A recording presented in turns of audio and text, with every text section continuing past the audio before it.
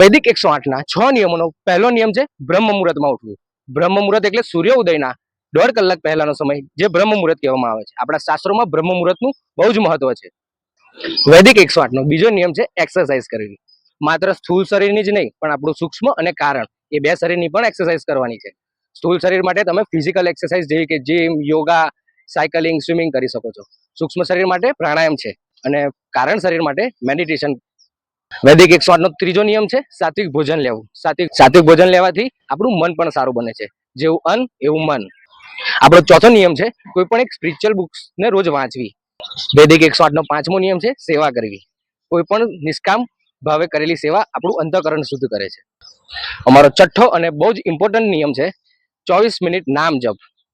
પ્રેમાનંદ મહારાજ કહે છે કે તમારા દરેક દુઃખ અને પ્રશ્નોનો એક જ ઉત્તર છે નામ જપ. કલયુગ કેવલ નામ આધાર, સુમીર સુમીર નર ઉતરે પારા. અને ગીતામાં પણ કૃષ્ણ ભગવાને કહ્યું છે કે સૌથી મોટો યજ્ઞ નામ જપ યજ્ઞ છે. એટલે તમારે કોઈ પણ તમને જે ભગવાન ગમતા હોય, જેમાં ભાવ હોય, એ ભગવાનનું અડધો કલાક સુધી નામ જપ કરવાનું છે. તો આવો મિત્રો, આ ચેલેન્જ એક્સેપ્ટ કરીને આપણા જીવનને શાસ્ત્ર આધારિત બનાવીએ, નિરોગી બનાવીએ અને આ દેવ દુર્લભ મનુષ્ય શરીરને સાર્થક બનાવીએ.